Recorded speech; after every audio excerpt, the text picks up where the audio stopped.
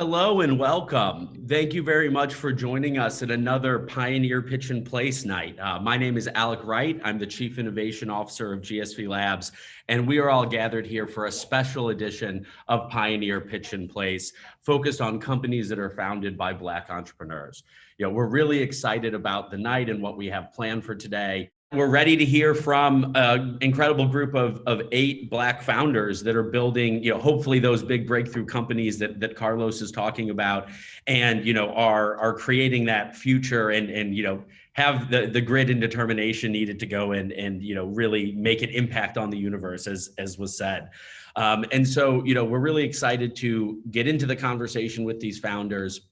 As a quick reminder of what they're competing for, the grand prize is $2,000 cash, 2 free memberships to the Passport platform, which provide an incredible set of resources like mentorship, access to capital, access to nearly $1 million in discounted tech and tools. So all the type of things that can give an early stage company a jump start and help them cut their burn, and accelerate their growth, as well as some really interesting prizes like one-on-one mentoring session with Reed Christian, a partner at CRV, who's one of our judges tonight, as well as some in-kind support from the Cooley team.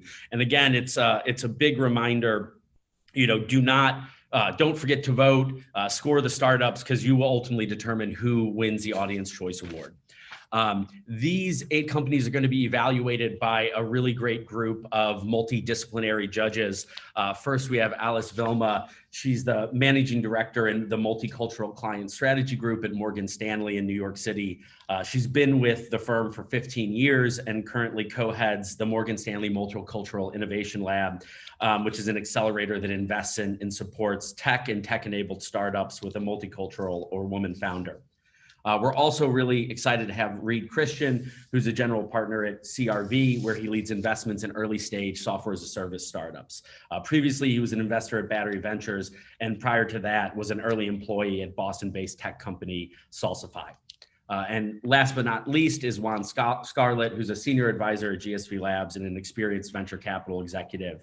Previously, he was the managing director at Nimble Ventures, an early stage family office where he led enterprise SaaS, fintech, automation and robotics, and health tech investing. And so just a really strong group of judges here to share their perspective on the presenting startups.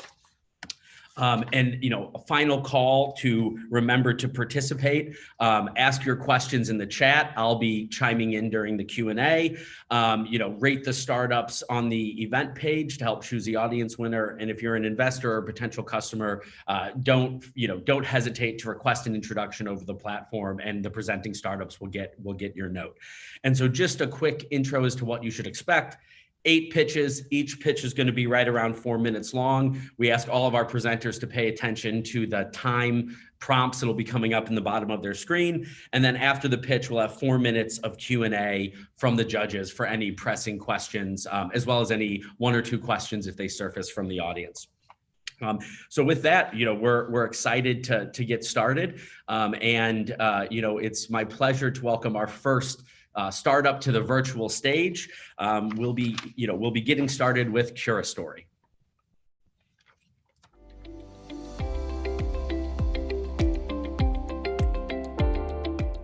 Hi, everyone. My name's Tiffany Kelly. I'm founder and CEO of CuraStory. So the path to becoming a video creator is extremely difficult. Whether you're just getting started or a well-known YouTuber, you either take a really long time to be able to monetize or sign with a brand and give up ownership rights of your content. Both are extremely frustrating options. On the flip side, as a brand sponsor, they're extremely frustrated with platforms like YouTube and actually prefer creator recorded video ad segments. So simply put, there's just no easy way to get started as a video creator until now. So CuraStory is a platform that allows you to shoot, edit, and monetize your video all for free with our brand sponsors inside of our platform. No one argues about this market size, with digital ad spending being 1 trillion, video specifically being 31 billion, and we're just proposing to take a super small slice of that pie at 782 million for 2.5%. Obviously, with it being an extremely large market, um, we need to have a unique edge. And so that is what we're doing with starting with the super small target market that we have a monopoly over, which is athlete video creators, professional athletes. From my days at ESPN, relationships with every players association. We are one of the only platforms to be exclusively approved by the NCAA to allow student athletes to monetize. By themselves, they're worth 1.1 billion. And kind of starting with those sports, fitness, health, and wellness brands, and then adding beauty video creators, the whole nine from years 3 to exit.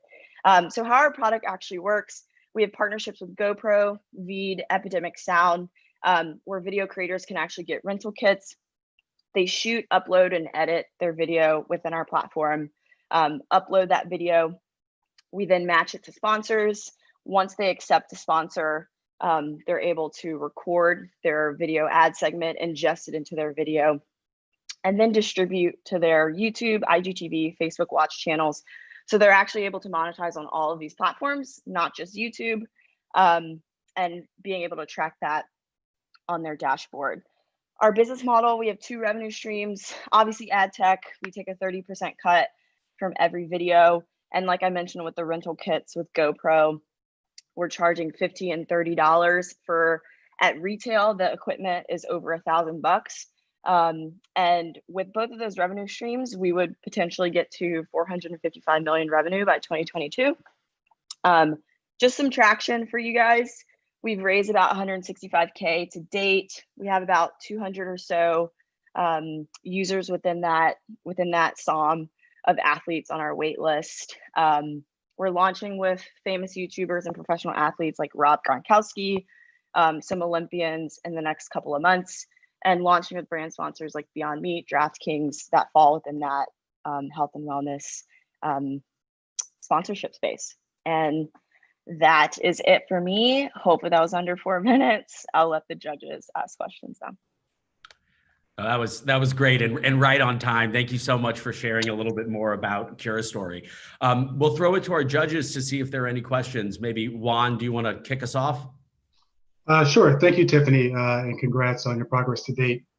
Yeah, I guess my first question would just be, what are the other software platforms or enabling platforms that the curators are currently using?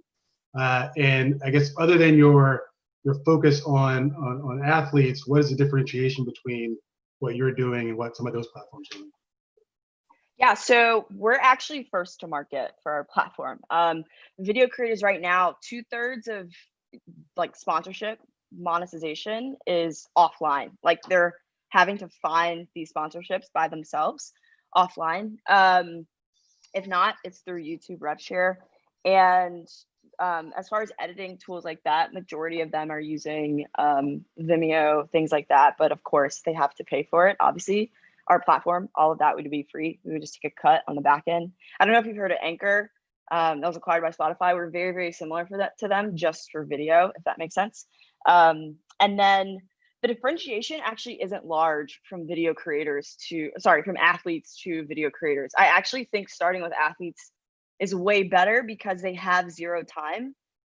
So they do need more, like the rental kits and just all the tools that we have to just make it super, super easy for them to do video creation, which they want to. And just from the user interviews that we've had with YouTubers and things like that, the jump isn't as large as you would think. Thanks, Tiffany. I was just going to say, Tiffany, how do you plan after the initial athletes that you'll be launching with, going out and acquiring other influencers, and how do you plan on managing that at scale? Yeah, so I think some of it is going to be inbound, like these SOMs kind of touch each other a little bit. Obviously we're not just going to rely on that. I think we also might follow a model a little bit like Cameo when it comes to actually just reaching out, DMing, and just having a team that, we have a database of 200,000 athletes and student athletes. I scraped all of that from the internet. I'm also a data scientist. So that is one thing that we'll also do, is kind of scrape beauty beauty video creators and everyone within these industries. And then just kind of have our interns scrub, which is what we're doing right now, and then just reaching out to them. You mentioned that your platform would then connect the athletes to the advertisers. Is that an automatic process? How is that happening? How are you doing that, and how would that happen at scale? Yep. So when they upload a video, they select essentially topic, what it's about. So say that you're an athlete that has created an 8-minute video segment virtually doing workouts. You would select fitness, health, and wellness. So then any brand that has selected fitness, health, and wellness that they're interested in can see that on as soon as they log in on their Explore page. Obviously, we'll do some email marketing too, just when they know new videos are uploaded to be able to sponsor. But that is how the matchmaking is happening on the back end. We had a quick question from the audience. Will brands be able to buy videos kind of in bulk or do long-term enduring partnerships with content creators? And if so, how do you keep that activity on the platform? There's a difference between influence marketing and just having someone sponsor a video, right? And when it comes to influence marketing, I still imagine brands actually working with them offline and them doing posts that are actually for that brand. They own it, all of that good stuff. But when it comes specifically to us, all of our sponsorships are 4 months. There's a bidding feature within our platform that brands are actually familiar with. That makes it advantageous for the creator because multiple brands can actually want to sponsor your video as opposed to you working. Like if you decide to go off platform and work specifically with a brand, you can do that, but it's going to be like, you're probably gonna have to customize for them. They have the ownership. Everything's just kind of favored towards the brand as opposed to the features and the structure that we've set forth in our marketplace for Curious Story. And that is specifically because of the user interviews that we have had with users. Wonderful. Well, that's all of our time for questions, but thank you so much for sharing some more information about Curious Story. Really exciting to learn about the early traction on the platform and excited to see where it goes from here. Yep, thanks guys. Next, we're excited to welcome our second presenter, and we will be hearing from Evolute and hearing about their emerging edge computing technology.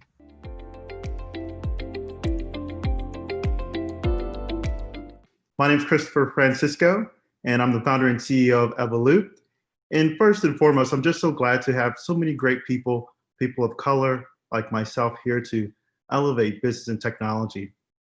Throughout my career, I've seen the ability to lead cloud architecture at Apple to provide software to over 500,000 people in under 48 hours as I contributed to open source technologies.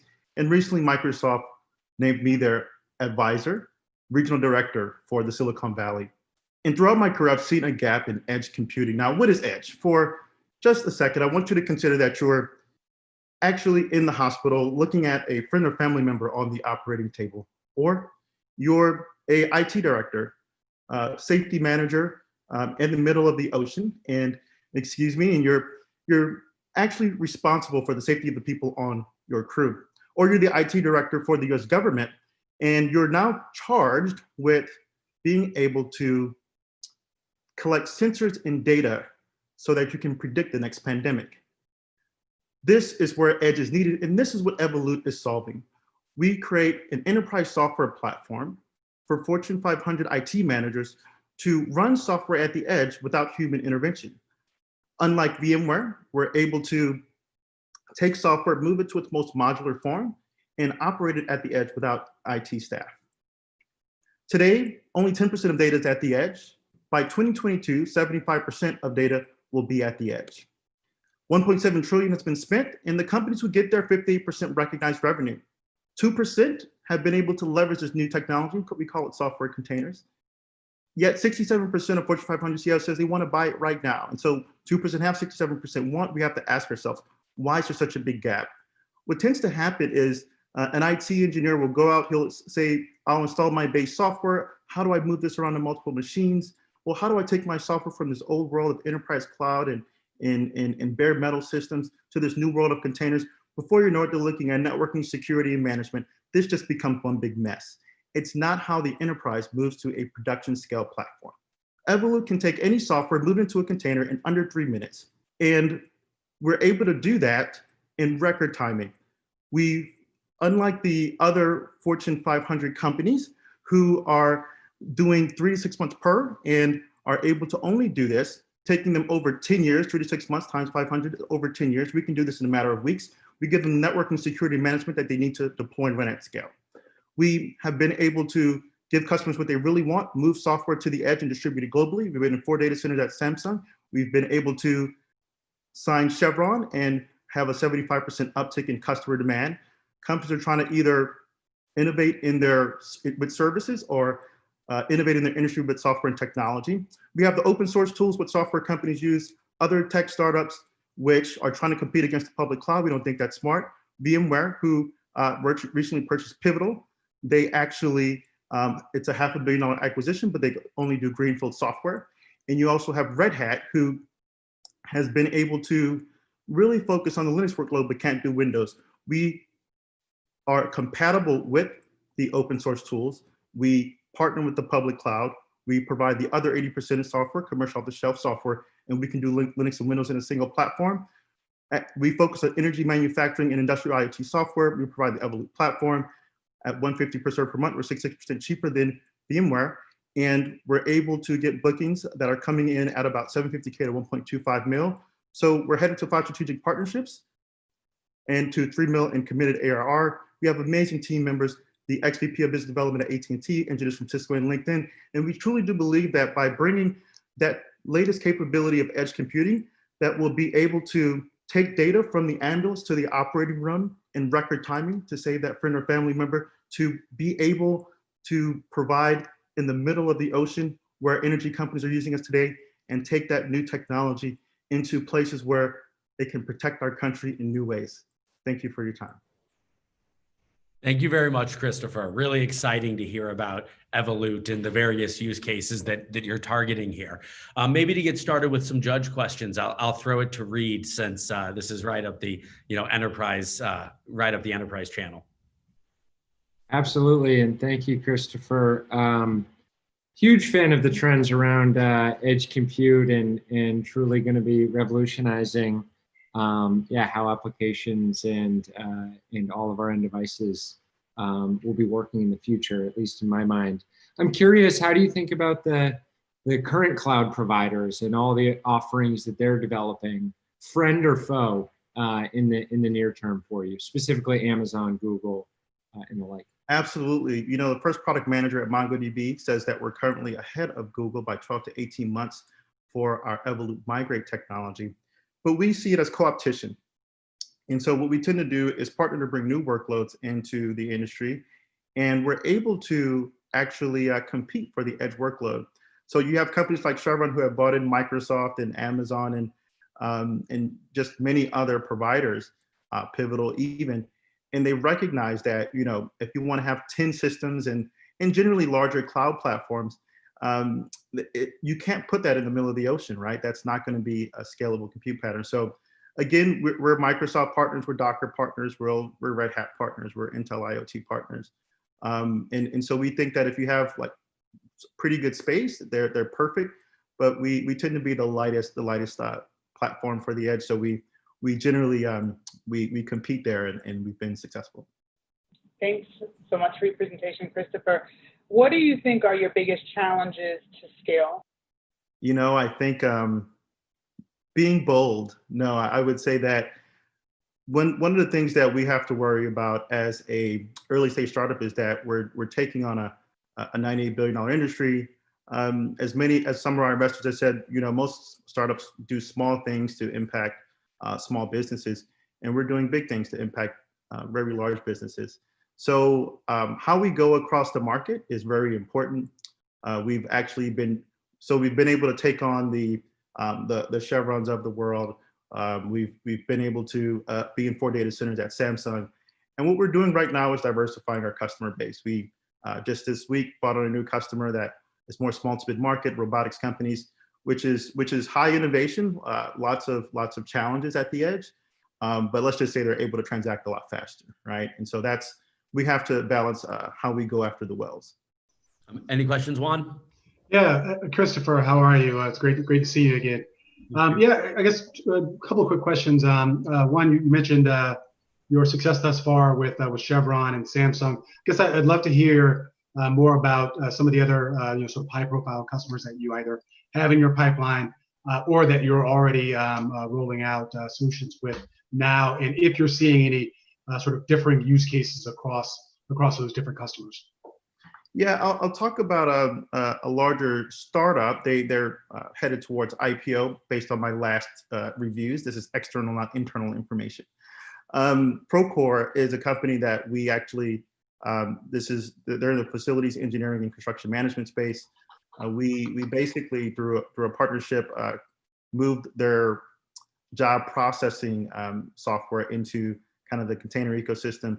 Although the compute typically happens at the edge or on mobile, what was different about them is they were really focused on more cloud workloads. And what we were able to do is, automate that into a container, move them across data centers actually, and we saw 70% performance increase. And so I would say we've seen some variation in workloads. We think that generally is a good thing for a platform. But what we try to do is get those reoccurring efficiency. So that kind of modernization and mobilization has been certainly a focus of ours. So similar but different. That's great. And just lastly, when dealing with customers of this size for a startup company, you always have the issue of sort of a laborious sales process. What has your sales process been like so far? And could you tell us a little bit more about your sales organization as it currently stands? Absolutely. So Scott Monson, our focus on our business, he's been the past associate VP of business development at AT&T and the Cloud Foundry Foundation. And we have, again, great advisors who work with us as well. I'm a bit of a sales shark as well. But the sales process has been, for larger companies, we typically see about 6 months, 3 to 6 months the first deal. We tend to do like several deals. Chevron, we're on our 5th agreement. And so, the lifetime value is quite great. And we typically see, 100K in the first year per customer at our current stage. And they, companies like that have lined out, hey, we're headed towards about 1.25 mil based on the number of licenses and workload that we expect. And one quick question from the audience. We had a great question from Marcus, which is, you're estimating that you're bringing down deployment time so dramatically compared to other vendors. What kind of knee-jerk reaction do you get from Fortune 500 enterprises around whether you're able to do this securely and, with a high degree of fidelity? Yeah, if you actually go to the Microsoft Azure Marketplace, we put our demos pretty publicly. You get a lot of, I want to say disbelief. This was in our early days. We showed this to one of the cloud leaders who's currently at Amazon. He was at Netflix. I won't name any names. But his response was, I didn't know computer science could do that. And so you could imagine if someone who's so brilliant would have such a response. We tend to have to educate enterprises. And so we very quickly show them demos, show them that it's possible. And we have to continue to educate them along the way. Wonderful. Well, thank you so much, Christopher, for spending some time with us tonight. Great opportunity to learn about Evolute and excited to keep an eye on you and see where it goes. Thank you. With that, it's an opportunity to move into our third pitch. I'm excited to welcome up Needle, as in the haystack, to our virtual stage.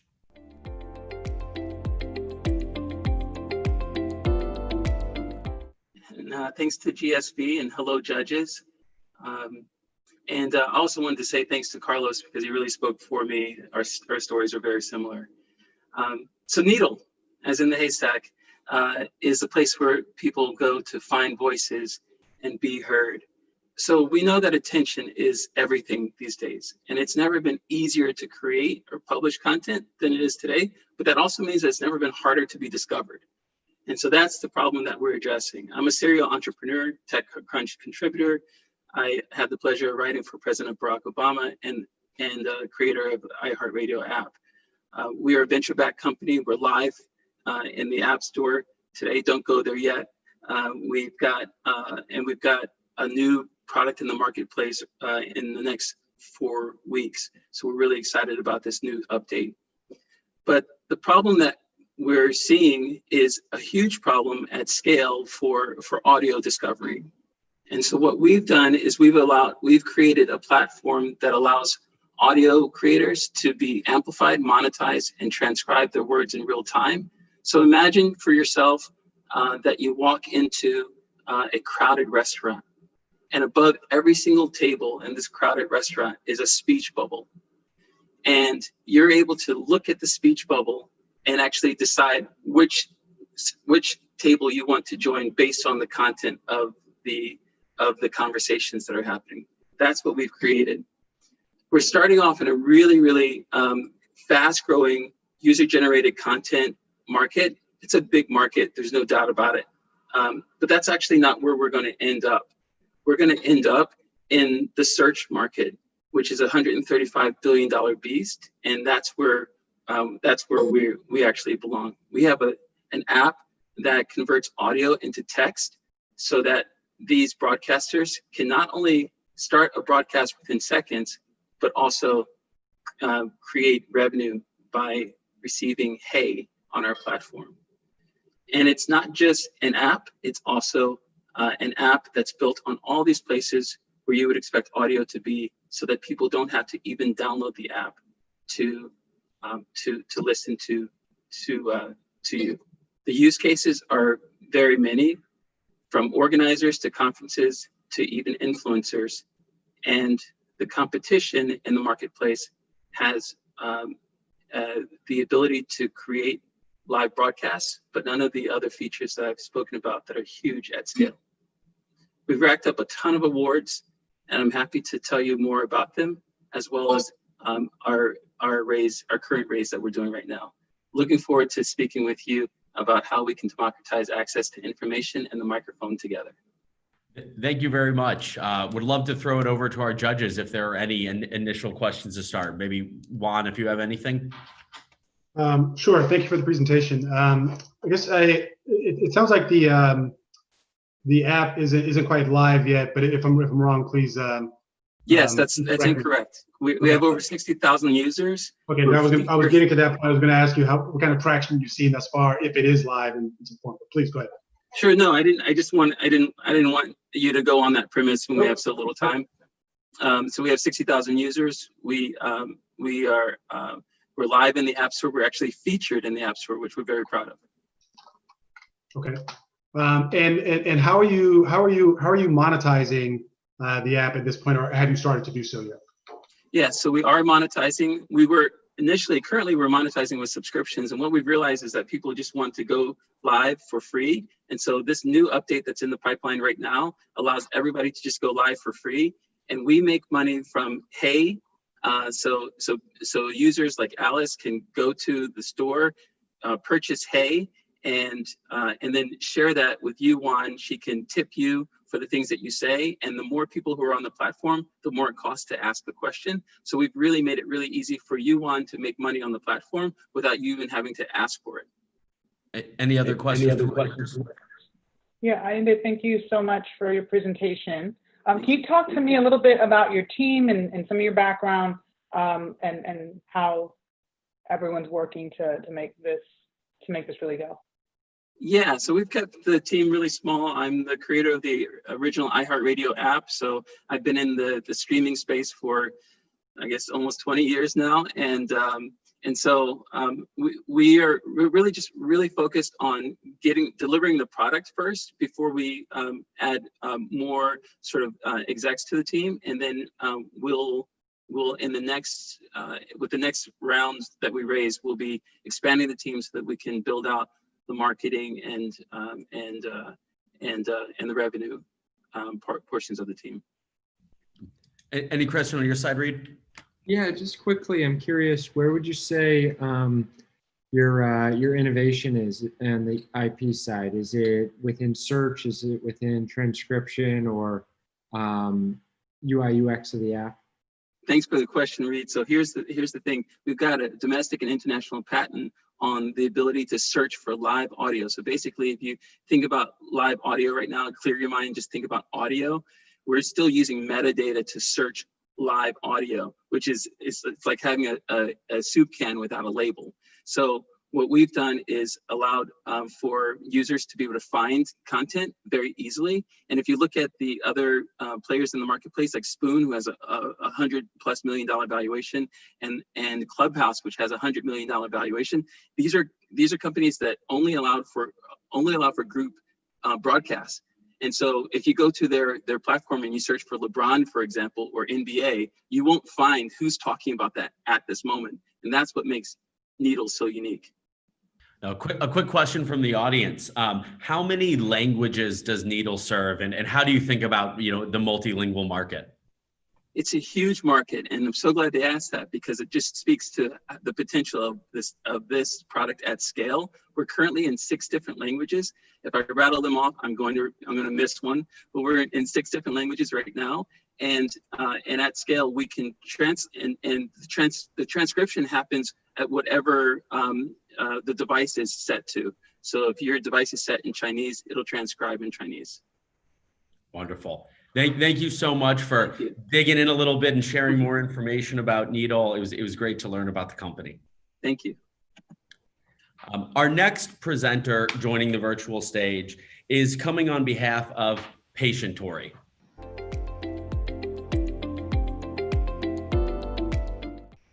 I'm Krista McFarlane. I'm founder and CEO of Patientory. At Patientory, we're empowering our end users with actionable insights to their health data to improve health outcomes while decreasing healthcare costs.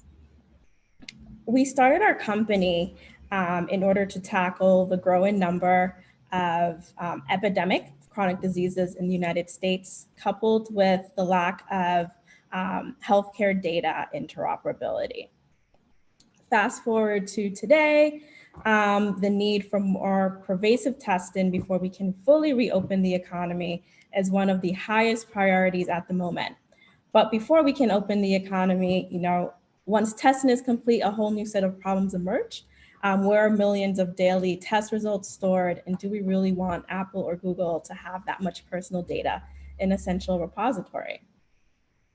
So our company is the founding members of the P2 Matrix HIPAA compliant blockchain enabled health information exchange network that raised over 7 million in a token sale and currently integrating over 10,000 hospital electronic medical records in the US, representing over 200 million Americans, which is approximately 90% of the population.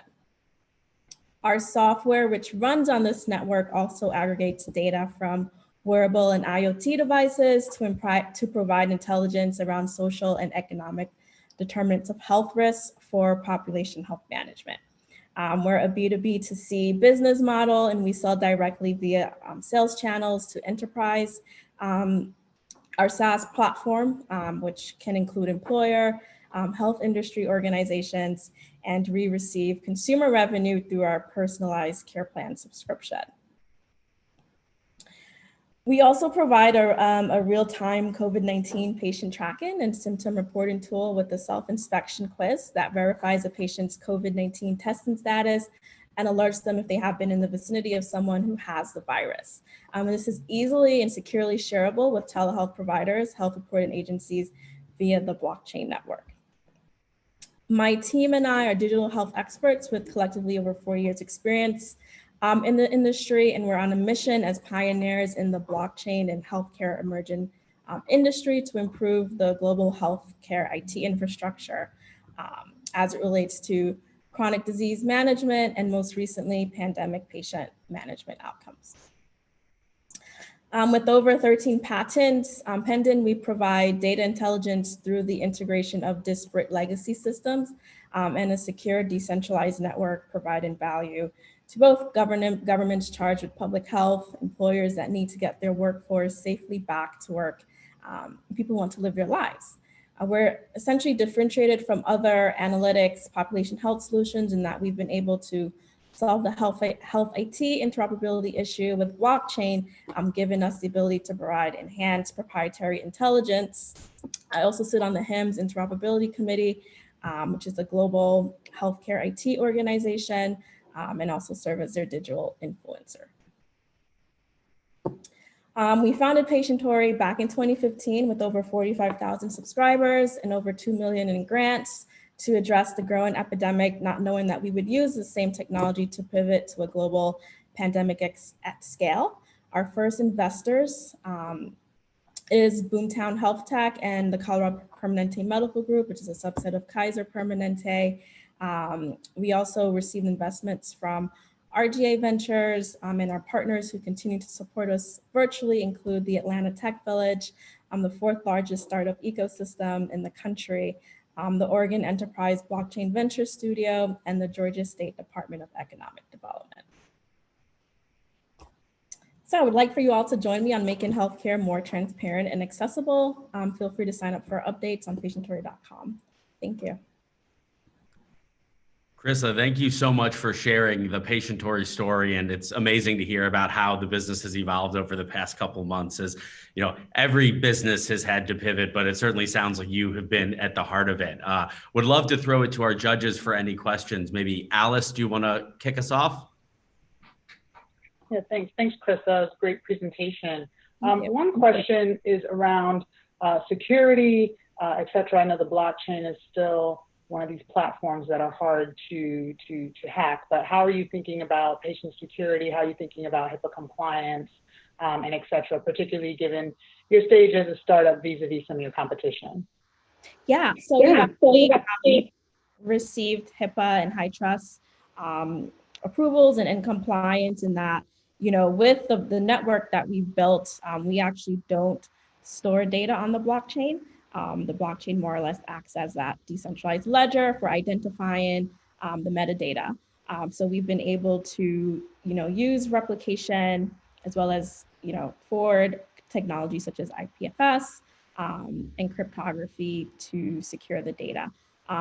Interestingly, you know, we have this notion of nodes, so the data never actually leaves the health system, which also helps in providing that security.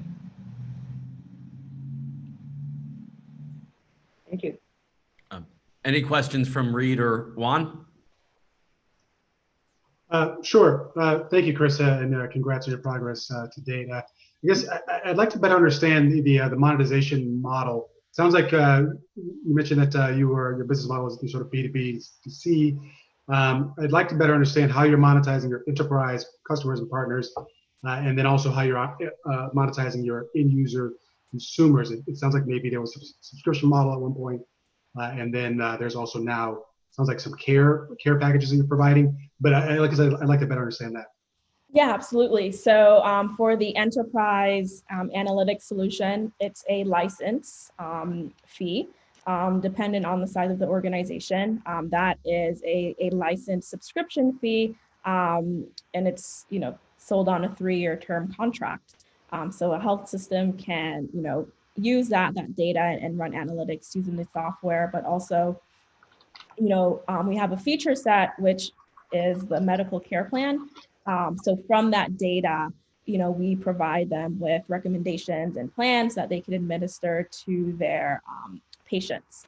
But that is independent of the direct to consumer product. You know, essentially a patient can use the product without their provider, you know, or employer, you know, having access to that. And that's a basic consumer subscription fee that's monthly that we charge the user. Anything from you, Reed? Yeah, I'm curious, given you said you're not storing anything on the actual chain itself, is it considered a dApp?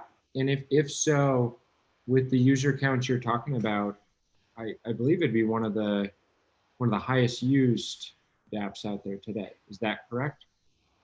Yes, the highest subscribed, I would say dApp. So we are a dApp because you know, our app is just one of the companies or just one of the use cases accessed by the network. So the blockchain-enabled health information exchange network that we've been able to build is currently utilized by 4 other healthcare companies as well. One is a telemedicine company. Another is a wearable heart monitor company.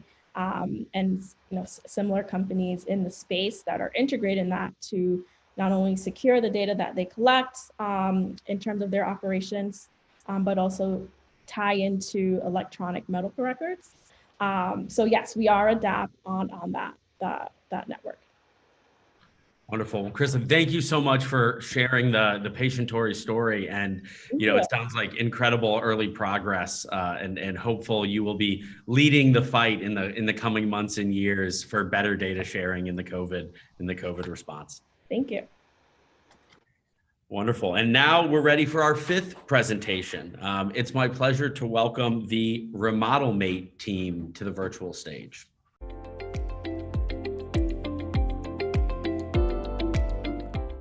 How's it going, guys? My name is Chad Hall. I'm the founder and CEO of a company called RemodelMate, and I'm going to show you how we do custom bathrooms at standard prices. There we go. I'd like to introduce you to Kate and her dog, Ripple. She just got married. She bought a house, and much like other people who take this journey in life, she wants to get her bathroom renovated. Just like 200,000 homeowners in the United States every year. We spend $7 billion renovating a bathroom, and much more if we account for all the other projects in the house. A lot of them don't get this renovation done or drag their feet because it's expensive, time consuming, and overwhelming. The reason it's all those things is because before you can get your new bathroom done, you need to hire an architect, pull permits, pick out materials, hire a contractor, and manage the entire process yourself. Most homeowners don't end up doing this, and instead they spend $34,000 to have a design and build firm do all this for them. We thought that Kate deserves better. So we built RemodelMate, where you can get plans, permits, materials, labor, and the whole project managed by our team for just 13 grand. I know, right? Mind blown. So I want to show you how it works. The first thing is that you would open up your phone, do a scan of your bathroom, and in 2 minutes, be able to let us know where all the pieces are in your bathroom and your tub, toilet, vanity. Tell us what you're going to remove, and then get a price in seconds. From there, you connect with one of our concierge members who helps you pull permits and order materials through our dashboard. Before we connect you with one of our licensed and insured contractors who will build your bathroom for 70%, I wish it was 70,000, 70% less than you could on your own. And it's not just in theory, we've already got some traction. In 2018, when we launched, we did 277,000 sales, but 60,000 in the bank, and that was all bootstrapped without spending a dime on advertising.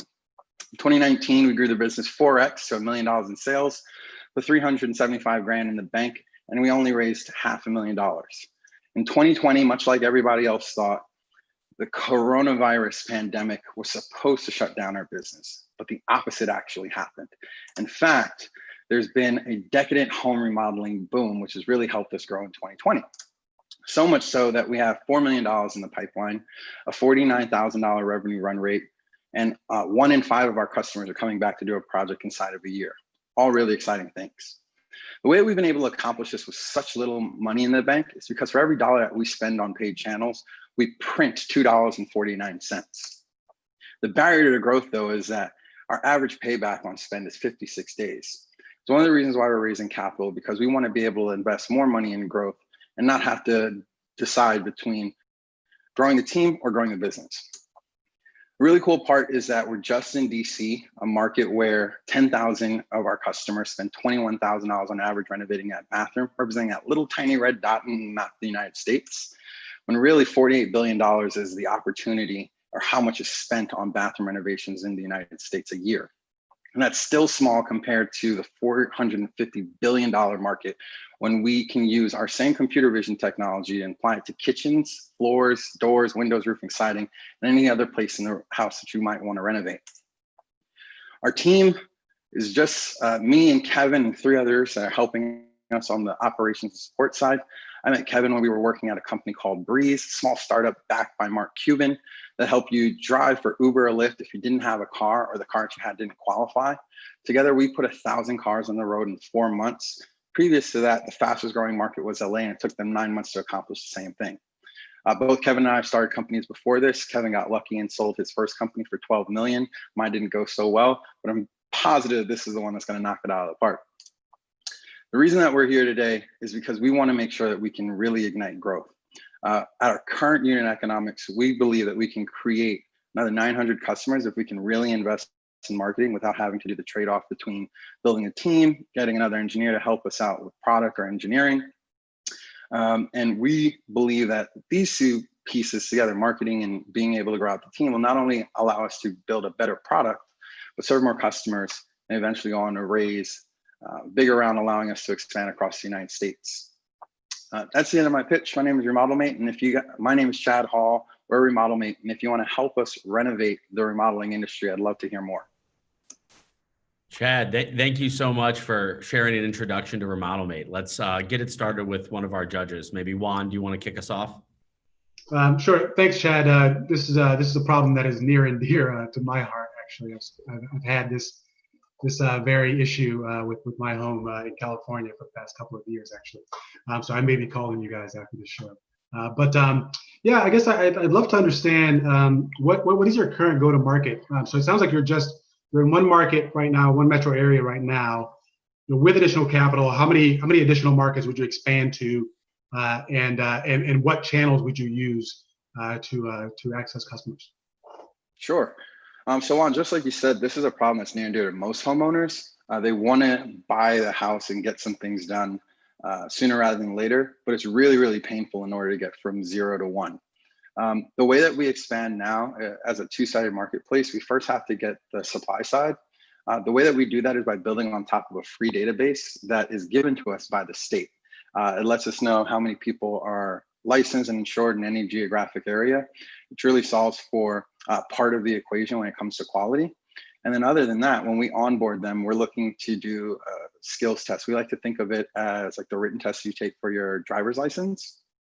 So while speed limits might change depending on where you are in the country, the red octagon always means stop. And likewise in construction, there are best practices for how to demo a bathroom, roughen your plumbing, and then put it back together and make it look good.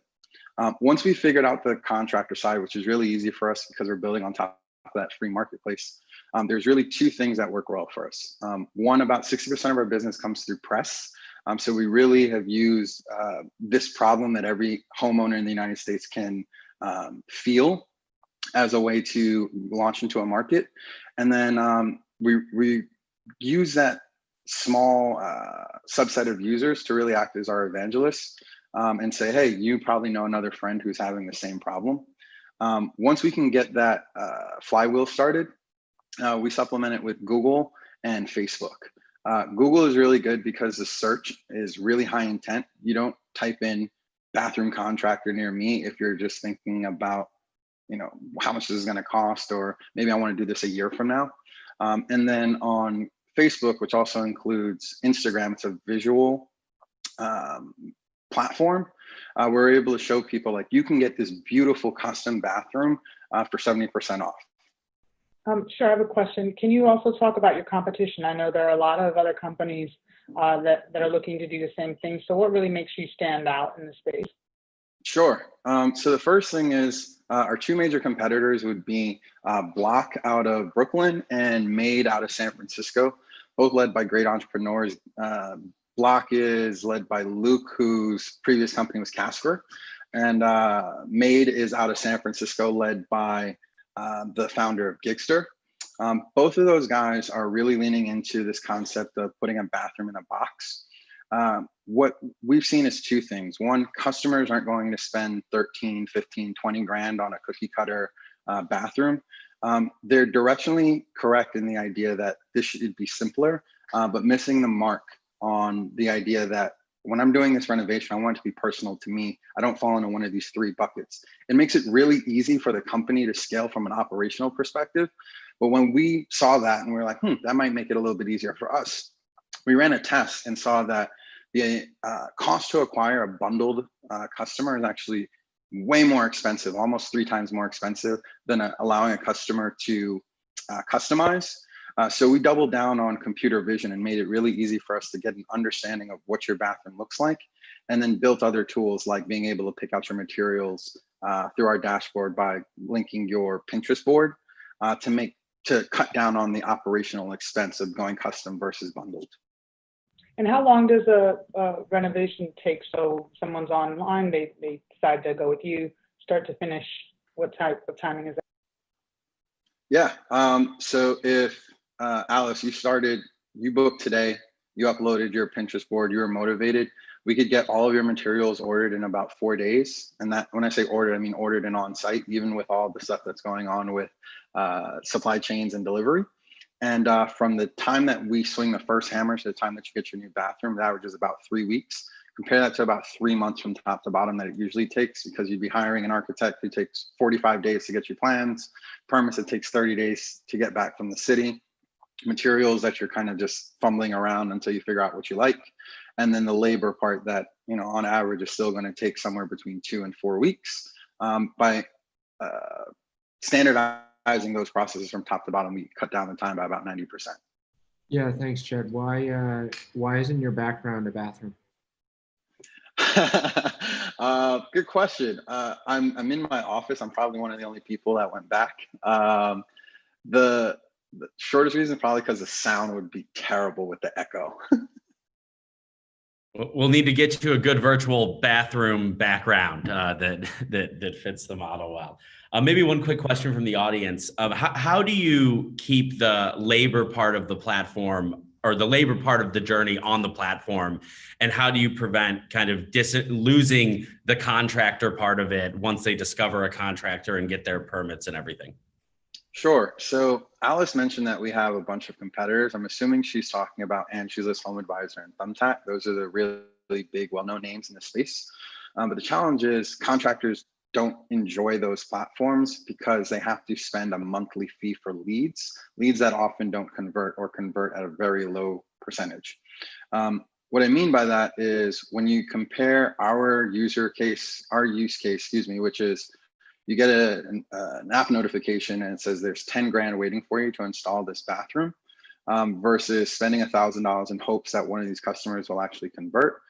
It's just night and day. There's no reason for the contractor to leave, especially when they're admitting that they're bad at sales and marketing on their own, and the other channels don't really convert at a repeatable or scalable base. Did I run out of time, Alec? By the time the contractor engages, they're locked. By the time they see the deal, they're locked in, and you can ensure that they can't take that off the platform. Yeah, so you can kind of think of it, and I hate using this example, but like Uber, you don't get to like select your Uber driver and then find out their phone number and then call them and say, hey, I'm going from here, I'm going from the Mission in SF to the Tenderloin.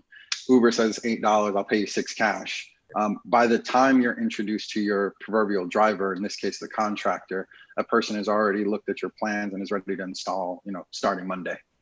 Got it. So RemodelMate really is the portal through which the customer experiences the entire journey.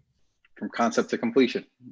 Super exciting. Thank you so much for, Chad, for sharing the RemodelMate vision. And, hopefully I imagine some folks in the audience will be thinking through their own remodeling plans shortly.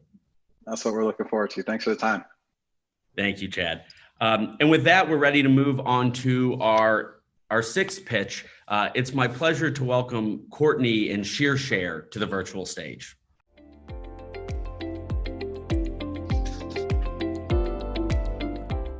So traditional salons and barbershops were already moving towards disruption before COVID-19. Today, 40% of salon and barbershop space goes unused. I know, because my co-founder and I are former salon owners, and this was a problem we were just trying to solve for ourselves. Hi, my name is Courtney Caldwell, and I'm the co-founder and COO of beauty tech startup ShearShare. ShearShare is the first B2B mobile platform that connects salon and barbershop owners to individual stylists to fill their empty salon space by the day. Back in 2012, we expanded our salon and found that stylists weren't looking to rent our space long-term. Instead, we started to receive phone calls asking to rent out our suites by the day. Now, why this is so very odd is because since 1916, the way that stylists find professional space to work hasn't changed. You cold call until you find a home salon, sign a long-term contract, and then work out of that same chair for 1, 5, 10 years or more. But we decided to give it a whirl and soon found ourselves manually matching stylists to empty salon space for 3 years before we looked for a solution, couldn't find one, and decided to build out the technology ourselves. Here's how it works. You type in a city and hit go. You select your day or days of the week you'd like to work, licensed specialty, workspace type, and a whole host of amenities like free Wi-Fi and parking, cable TV, wheelchair accessibility, the list goes on. Once you find a match, you type in your credit card information and literally book salon space to work like you book a hotel room. It's that easy. By the way, ShearShare is not just for hairstylists and barbers. Every licensed specialty within cosmetology finds space to work on the ShearShare app. Nail technicians, estheticians, makeup artists, massage therapists. And today, we're pleased to announce that ShearShare is helping to refuel industry recovery across 625 cities. But this is just the beginning. There's a seismic shift happening in our industry. The good news is that ShearShare is already ahead of the revolution. More stylists, especially after COVID, are choosing to become independent contractors, 70% in fact. They want to get closer to their own clientele and manage their own book of business, but without having to sign a long-term lease contract. More importantly, no matter how independent the stylist, they will tell you that the salon is where they do their best work, because the salon is where they were classically trained. In the same way that Uber and Lyft first started out as the intermediary between the driver and passenger, and today are completely revolutionizing an entire transportation and logistics industry, ShearShare will be that for beauty. Empty salon space represent over $16 billion in opportunity revenue every single year. The average price on the ShearShare app is $89 a day. And because we take a 25% commission on each ShearShare booking, our total estimated revenues over the next 3 years are north of $260 million. My co-founder has 26 years in beauty, earned his doctorate degree in professional barbering and cosmetology, and is a #1 best-selling author on how to achieve long-term success in the beauty and style industry. My background is 21 years in B2B technology marketing. I used to run Oracle's digital strategy and innovations group worldwide and had P&L across 5 continents. Our heads of product, engineering, and growth have between them more than 30 years in mobile software design and biz dev for brands such as Royal Bank of Scotland, Samsung, and BET. We are proud YC Fellow and 500 Startups alums and are the perfect combination to execute in this billion-dollar market. ShearShare, our patent-pending app, is the first of its kind that lets stylists rent space to work by the day in cities all over the world. We're growing 15% month over month, 65% of users rebook, and our strategic partnerships will help us define the future of work for the salon industry worldwide. Thank you. Thank you so much, Courtney. Real exciting to hear about ShearShare and the traction that you had pre-COVID, but also how you're rethinking the business to support an industry that so badly needs help and assistance as they're coming out of this incredible COVID lockdown period. So really excited to give the judges a chance to dig a little bit deeper into ShearShare. Maybe Alice, do you want to start? Sure. Thank you, Courtney, for your presentation. It was good. So question around a little bit about the model. So you effectively have empty space together with stylists who need it, which means you're going to existing barbershops and salons. And so how has that been potentially, given the COVID experience, and potentially some of your market is closed, may remain closed, and there might be issues around the ability to be open and their sustainability going forward. So how are you thinking about that for the business, and potentially what opportunities are there? No, for sure. Thank you. Great question. Yeah, I'll never forget March 13th. That was the day when revenues went to zero and bookings stopped, right? Because of all the stay-at-home mandates. And so we just started asking our users, how can we best be of service to you? Because you have to remember, my husband and I, who's my co-founder, have been in beauty for 30 years. So we lived through Ebola, we lived through Y2K, we've lived through the 07-08 recession, and we know that beauty and barbering is one of those evergreen industries that will clearly rebound, just a matter of when, as it relates to COVID. And so we heard from people, they said, hey, I'm starting to hear about PPP and EIDL. What the heck is that? Like, I need money right now to be able to put food on my family's table since I can't have my hands in someone's head. So please help me. And so I'm very happy to say that we pivoted a bit to provide over 100+ resources that actually ended up helping more than 100 stylists who had been previously denied for PPP actually get approved for it. So in that regards, we started to reprioritize our entire roadmap. We said, how can we help these independents start to transition pieces of their business online? And so we now have a virtual beauty supply store on the platform whereby even the larger brands or independents can actually sell products. So again, they don't have to have their hands in someone's head in order to be making money. We also came out with a reopen with care strategy. that we actually tried out in our own home salon, which we still own. That's actually where the original Share location is to this day. And we shared that out with all of our stylists on Instagram and even in our database to make sure that everyone had an opportunity to reopen with care and know what things to look for and how to take an extra layer of protection.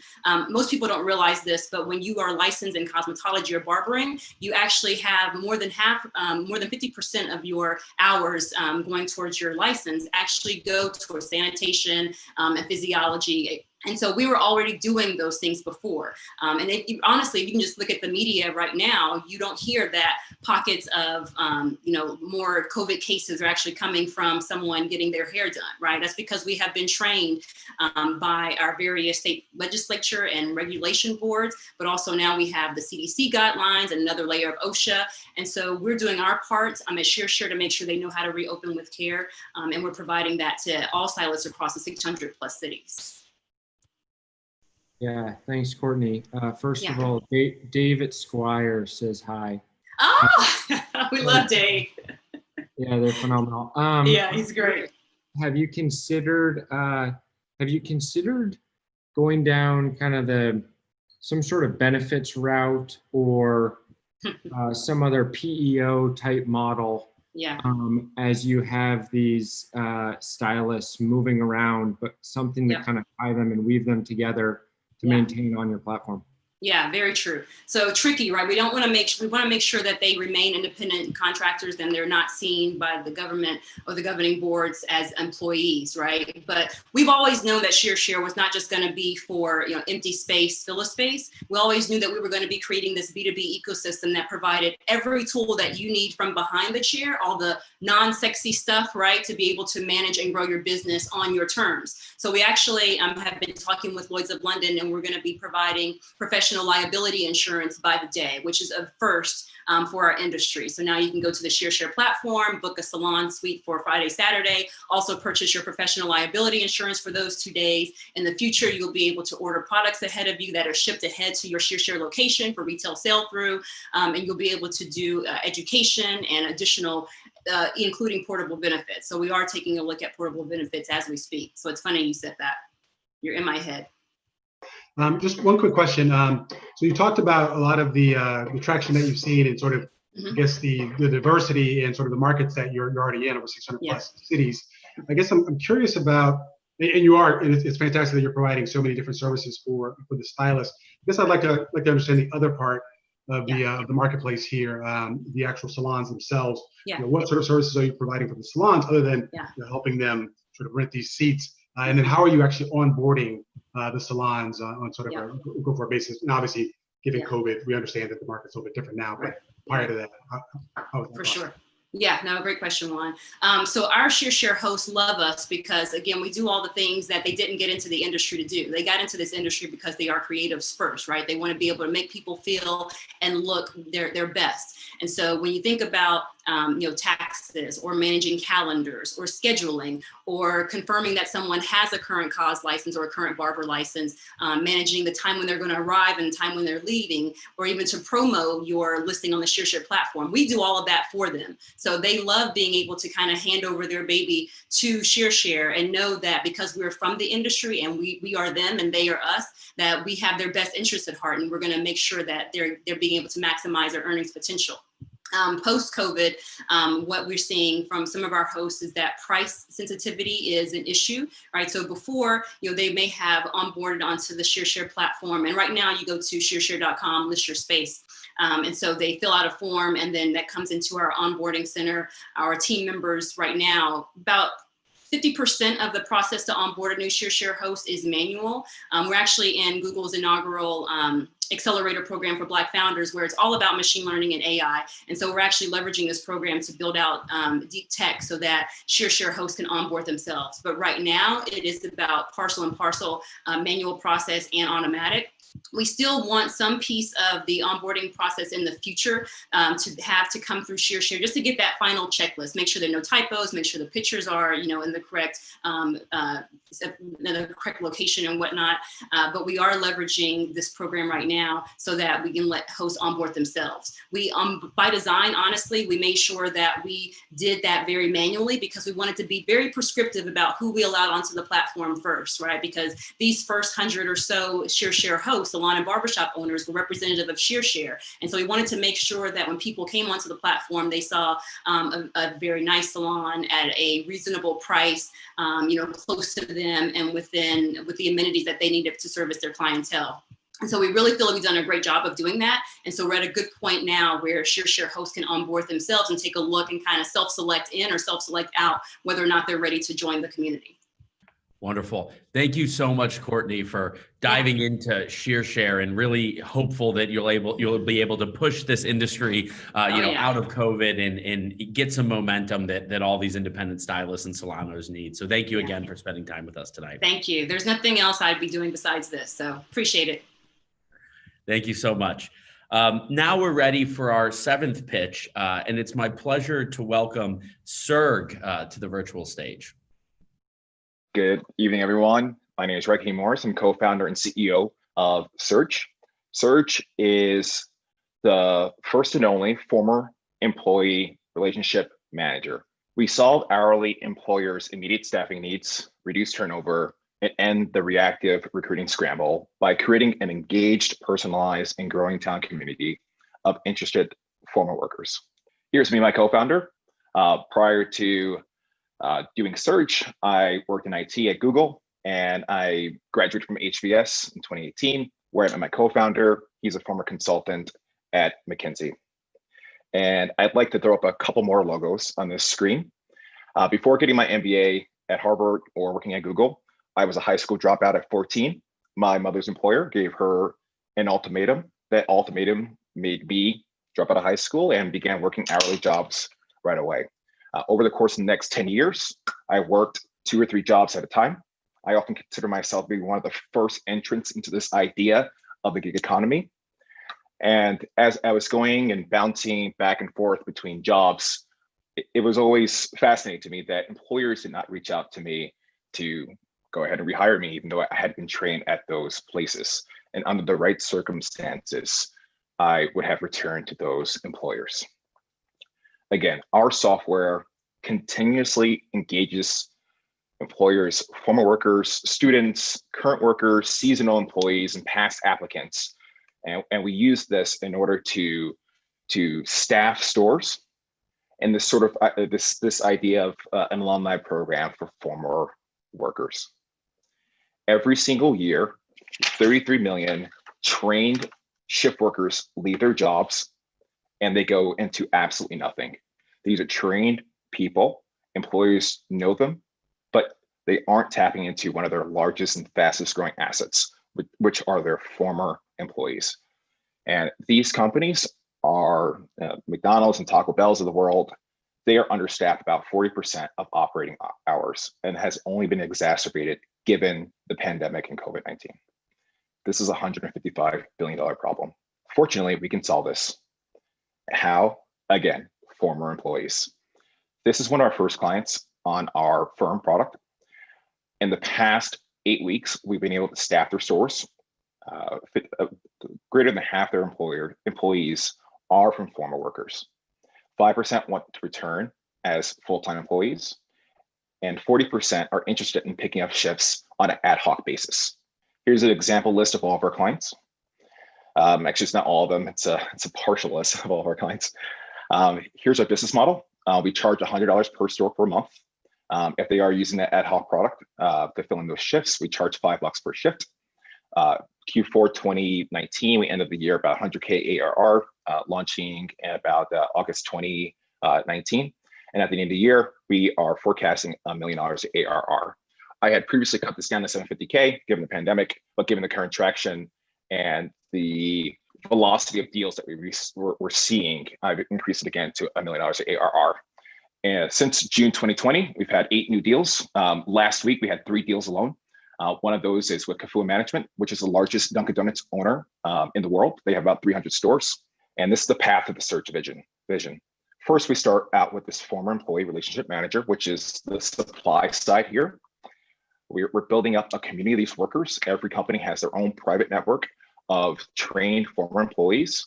And from there, we're tackling the on-demand work industry. Today, it's a $36 billion industry, and it only represents 2% of all hourly work in the United States.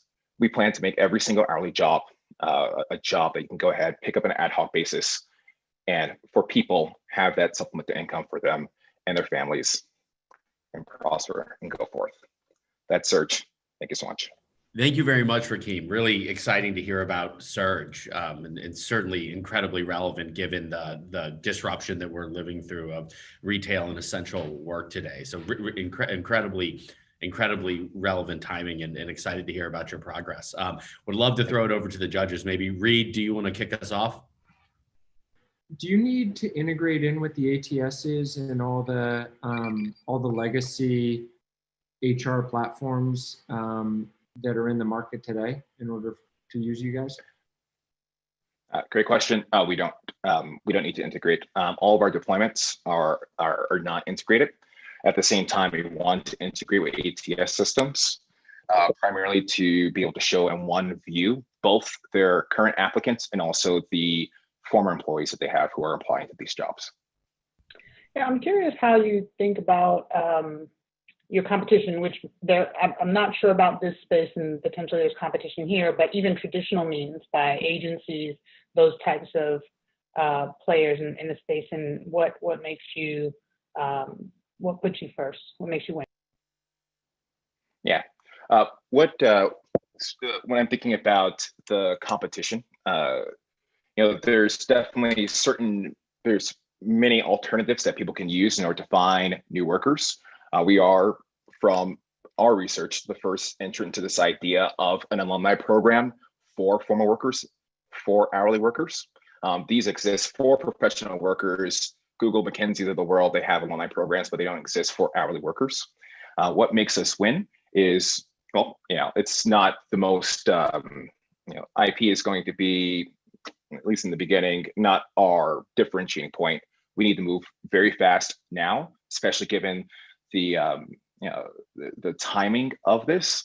When we collect those former employees, we're also getting all their trained positions. We're getting their former employee list, and we're able to sort of build up this database of employees.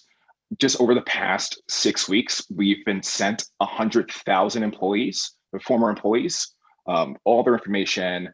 You can think about it as their LinkedIn profile. The faster we can go now and take advantage of this opportunity, that's how we win, getting those former employees onto our platform and their information. Thanks, Rakeem, and congrats. This is a very interesting, novel concept to use former employees as a basis for, obviously, for future work. I'm curious about how you track and/or allow or not allow customers to gain access to employees or former employees of other sort of rival retail establishments in their particular areas. Do they, if I'm a customer, if I'm McDonald's, do I have access to former Wendy's employees and vice versa if they're both customers of yours in a particular area? Yeah, each of our customers, they have given us their former employee lists on a non-exclusive basis, so we can share those with other employers. Today, we want to make sure that we're hitting their success metrics first before we share those employees with other employers. We've already started to do that, at least with Dunkin' Donuts. We have about 3 Dunkin' Donuts clients, and we're now today sharing those former employee lists among the Dunkin' Donuts. And we plan to do that among all of the employers that are on our platform eventually. Very, very interesting. It's super exciting that you own that data. One question from the audience that just came in was, is the main use case here someone who's looking to pick up, a couple shifts and intermittently make some additional income, or is it really trying to fill a long-term position that might exist for 3 months or 6 months inside one of these customers? Yeah, it's both. In the short term, it is rehires, just considering the pandemic and the reopening of the economy. In about a year from now, we want people to have a primary job and then use this as a way to pick up that 1 or 2 shifts a week at their former employers on an ad hoc basis. It's worth saying that last year we do have a deployment right now that uses this model with a company called Ally Universal. They have about 2,000 employees in Los Angeles. There's about 150 people who pick up shifts on an ad hoc basis. 95% of those people that pick up shifts on an ad hoc basis have a primary job, and they use this surge in order to make ends meet for themselves. Thank you so much, Rakeem, for diving into Surge with us. And it seems like you're on an incredibly exciting, spot in the market, and really hopeful that we'll see continued success over the coming months as these retailers reinvent themselves post-COVID. So thank you again. Thank you so much. And last but not least, we're ready for our final presentation. Really excited to welcome Keith and WearWorks to the virtual stage.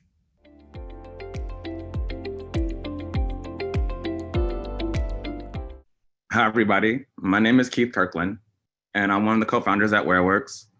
And at WearWorks, we build products and experiences that communicate information through touch. This is Simon Wheatcroft, and in 2017, he became the first person who was blind to run in the New York City Marathon without sighted assistance. And he did that with a device that we built called Wayband. Now, this is communication through touch. We're using the skin as a channel to deliver information in an intuitive way. We call this area haptics. Haptics means of or relating to the sense of touch. And at WearWorks, what we're doing is using the skin as a channel to deliver information and designing a host of products. We started with the use case of navigation. Navigation is inherently visual, and visual-based navigation isn't always safe. Sometimes it's not sensible. And for 285 million of us worldwide, it's not possible. So we invented Wayband, a wristband that gently guides a person to an end destination using vibration cues. Now, the way it works is you connect the device to the app, you tell the app where you want to go, you put your phone away, and our virtual corridor gently guides you to your end destination without the need for any visuals or audio. The way our virtual corridor works is when you're in the corridor, you feel no vibration at all. And as you get to the edge of the corridor, you start to get a slight vibration. And that vibration gets stronger the wronger you are from your angle of orientation that's correct. Our key differentiators of people in this space are we're using high definition haptics to deliver navigation solutions to people who are blind and visually impaired. And we have our US patents issued and our international patents filed. Now, the market that we're starting with, or we're looking at, is worth $71 billion, and it's the 285 million people who are blind and visually impaired worldwide. There are 21 million of them living here in the United States, and we feel like we can capture 25% of that market because of our product's unique offering and our channel partnerships. And we're already on track for our 2020 goal. And 50% of our organic traffic have been people who have no visual, hearing, or cognitive impairments at all. We haven't even started talking to the sighted community, and they already understand the value of what we're delivering. Our manufacturing costs are $60. Our retail price is $249, and our B2B price is going to be $179. Now, this was backed by hundreds of hours of research.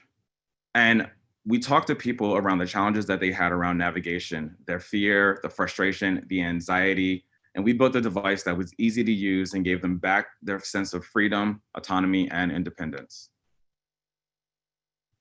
Our partners are domain experts in the space of scaling startups, mobility, and scientific research.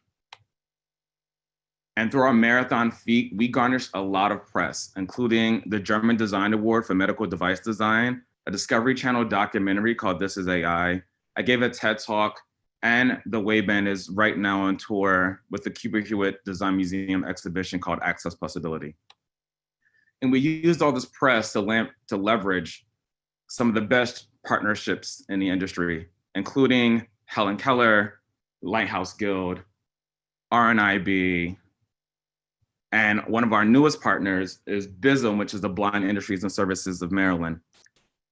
They employ 200 people who are blind or visually impaired in manufacturing roles, and they just bought a brand new paper mill. Guess who's doing our new packaging design?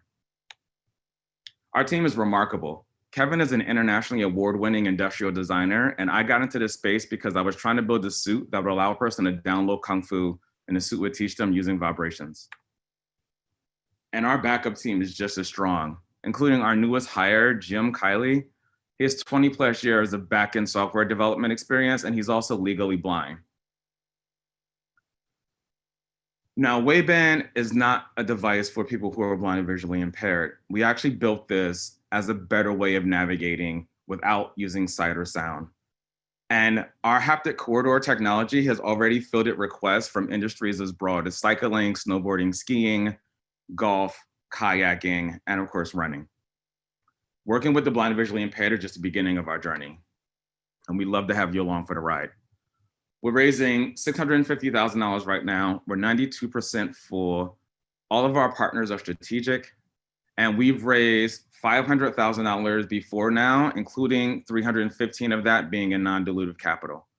We're also looking to potentially expand around upwards of $1 million for the right strategic partners as well.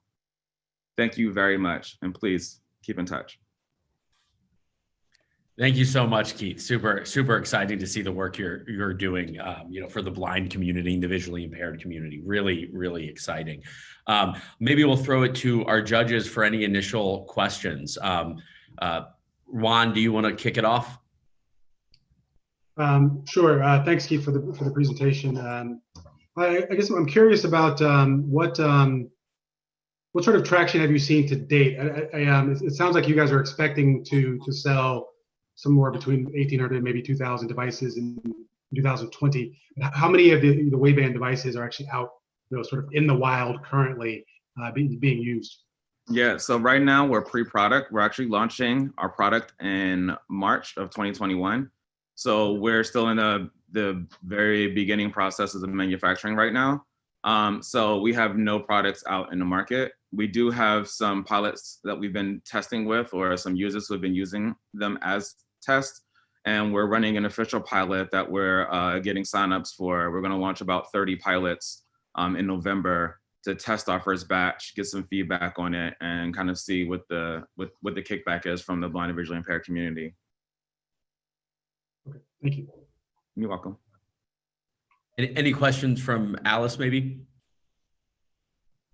Yeah, no, thank you very much for the presentation. So quick question in terms of, and I know this is probably in the future, but how are you thinking about product roadmap for the wristband? So navigation today, is there something that you're working on for tomorrow? Yeah. And so we started with the use case of navigation because we had a bigger vision. Ultimately, what we see that the skin is an untapped communications channel. And if you look at all of the other 4 senses, they all have trillion-dollar industries built around them. And if you look at what's been done actively from the point of view of touch, you basically have an industry that is like super advanced haptics, surgery, robotics, video game controllers, and sex toys. And we just see that there's this huge opportunity where you can tell the difference between love or aggression in an instant, yet all we've really done is buzz, your phone is ringing. And what about that gap? Why is no one playing in that gap? And like, how can we take advantage of it? And so our ultimate vision is basically to be the Bose, what Bose does for sound and what Dyson does for airflow is what we feel we can do for touch. Design high quality products and experiences that use the sense of touch as a communications channel. So we're starting with navigation right now, working with the blind and visually impaired. We're gonna move this product eventually into the athletics market, working with runners, cyclists, snowboarders, skiers, hikers, kayakers. And then ultimately, we're going to take the same device and move it into the general travel market, mainly for tourists and international travelers, starting with the use case of women who travel alone as a way of getting discrete information without publicly notifying the world that A, you might not know where you're going, and B, where exactly are you going? So that's the roadmap that we see for this device from the point of view of navigation. But the reason that I got into this was because I was trying to build this suit and I saw this whole opportunity around a movement economy and a suit that basically would be like the iPod of movement. So that's still kind of on the horizon if someone doesn't beat me to it first. But we see basically any input that you can take, we can figure out a way to turn that into touch. And so we see the skin as a wide open communications channel, and we're looking for lots of different ways to explore it. A final question from Reed, if any. Yeah, just curious if you've considered, it sounds like you already have your go-to-market path, but have you considered going directly after enterprise use cases, whether that be in fulfillment centers, field work, construction, or any of these other industries where I could see the injury avoidance being particularly interesting and compelling? Yeah, so we actually have been approached by some commercial and industrial clients. We're pushing them off until we launch. We feel that the blind and visually impaired use case is the most powerful for our product, because most people have no idea what the word haptic means. And now you don't need to know, because now you just know that a blind person ran a marathon with it. So it kind of proves that it works. The other thing is it allows us to make the greatest impact.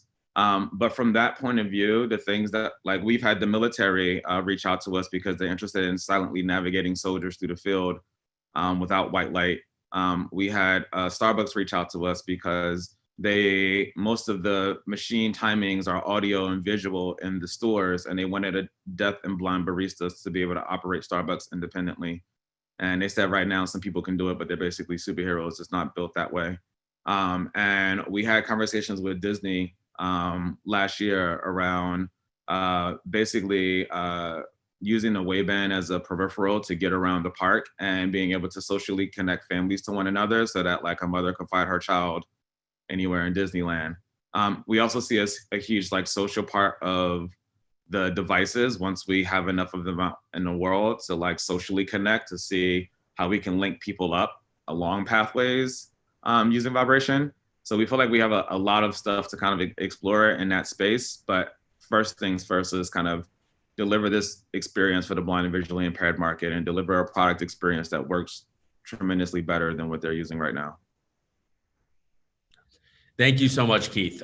Really enjoyed learning about the vision that you have for, touch-driven communication and haptics, and excited to see the impact that you can make in the blind and visually impaired community. So thank you for spending some time with us tonight. Yeah, and thank you for your time. I appreciate it.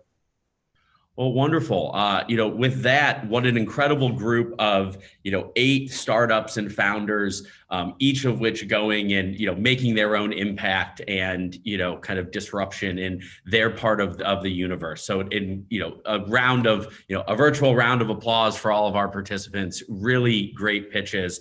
It's a great example of the type of big, exciting businesses that are being built by founders, all over the world, but they may just not be getting the same amount of awareness and attention as things that you're seeing on Sand Hill Road. So glad that we were able to kind of bring this community to our audience tonight and share some of these really impressive businesses that are being built.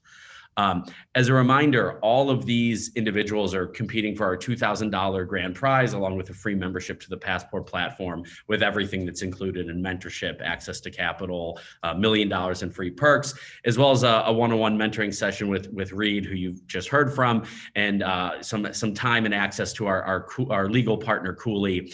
And this is a final reminder for everyone that's there. If you haven't voted yet, rate the startups, judge. You're going to determine who the audience choice winner is. And if you're an investor or a potential customer, please feel free to request an introduction and engage directly with the teams.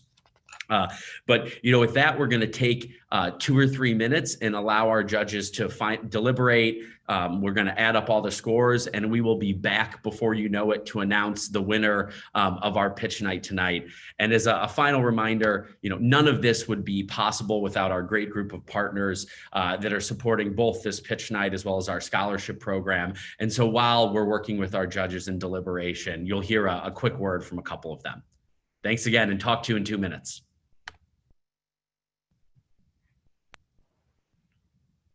DigitalOcean's cloud computing platform was designed with simplicity in mind, giving development teams the ability to easily manage infrastructure. That's why thousands of businesses around the world are building, deploying, and scaling their applications faster and more efficiently on DigitalOcean. Plus, you'll always know exactly what you'll be paying every month with a predictable flat pricing structure across all global data center regions. By using DigitalOcean, you'll get the infrastructure experience that development teams love with the features your business needs. Sign up for DigitalOcean today and experience simplicity at scale. The biggest thing Salesforce allowed us to do is basically be able to keep ourselves organized. It had automatically our files and our customers' information already in the cloud so they can work remotely anywhere. The combination of using our cases in Quip allowed us to open up a more collaborative environment with our clients.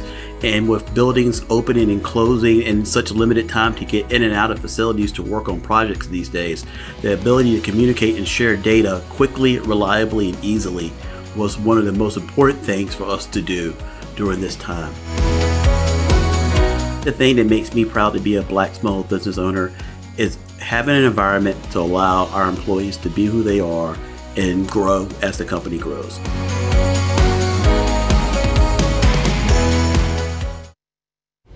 You discovered new ways to connect with family, friends, and coworkers. You learned to work productively from home and that you can do business virtually. We've seen a more human side of each other. Embrace this new perspective. Rethink how work gets done. You can't go back entirely to the old way of doing things. Withel can help your business thrive in this new reality. Remote, secure, collaborative, productive. Welcome to the new normal of business. Withel.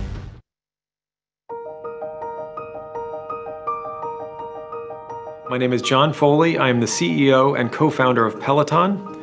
We've been a client of First Republic since 2014. Peloton is not a stationary bike company. We are a technology and innovation company. So when you think about, we exist at the nexus of fitness, technology, and content. I am a tech entrepreneur and I'm surrounded by other tech entrepreneurs. For the most part, we are not deep in our understanding of finance or how to finance a company. Through our relationship with First Republic, they not only provided capital and helped us through all kinds of different banking services, but they helped us navigate all kinds of financial things like financing our inventory, for instance, that we needed help with. And First Republic has been there for us since day one. At this point, they feel like family. And that fits for a tech startup like Peloton. We are entrepreneurs, and we feel like we have kindred spirits in First Republic.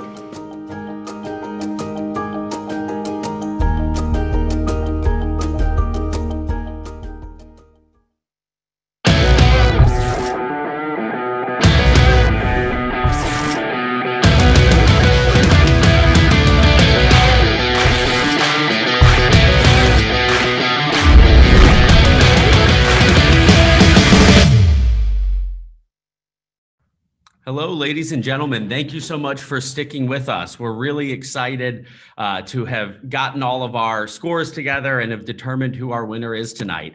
It was an incredible competition. We heard from a bunch of really incredible, early stage companies. We were, only one grand prize winner will be crowned here tonight, but we were just genuinely so, impressed by the quality across all of our presenting companies that we saw here tonight. So, for our first Black Founder special edition of Pioneer Pitch Night, we'll start, initially with our audience award winner. And so this is the People's Choice Award. They'll receive $500 cash, as well as access to the GSV Labs Passport ecosystem. And our People's Choice Award winner is SheerShare. Of no surprise to all of us, an incredible pitch and incredible presentation and company that's being built by the SheerShare team. We're really excited about the work they're doing supporting independent hairstylists and beauticians, as well as the reemergence of the salon industry. So a huge congratulations to the SheerShare team. And last but not least, certainly, is our grand prize award winner. And they will be winning again, $2,000, 2 free memberships for 1 year to GSV Passport, as well as the mentoring and consulting work that we've mentioned from Reed Christian and our partners at Cooley LLP. And the winner of the grand prize of the Pioneer Pitch Night is Surge. Again, an incredible presentation, not at all surprising to see the Surge team win, and a huge congratulations, for the progress they've made. And we're really, really hopeful that they'll continue that momentum going forward. And so with that is our Pioneer Pitch Night Black Founders Edition. I want to thank all of you again for, spending the night here with us, hearing from these great founders, hearing from Carlos and his perspectives on where we go from here. And, overall, just an incredible night of people who are impacting and changing the world. My final call to you all is that we have the Entrepreneurship World Cup coming in a couple weeks, the North American semifinals and finals. So on August 27th, we have the South by Southwest semifinals, then the East Coast semifinals and the West Coast semifinals, and then our US and Canadian national finals in that first and second week in September. So we would highly recommend you all, put this on your calendar, save these dates, go to entrepreneurshipworldcup.com, and you'll actually be able to see and access dozens, hundreds of pitch competitions occurring from every corner of the world, from Georgia to Ghana to France, everywhere we're seeing national competitions and the most amazing founders emerging from across the globe. So get these dates on your calendar and join entrepreneurshipworldcup.com to stay on top of all the action. And with that, thank you so much, and can't wait to see you at the next Pitch and Place night.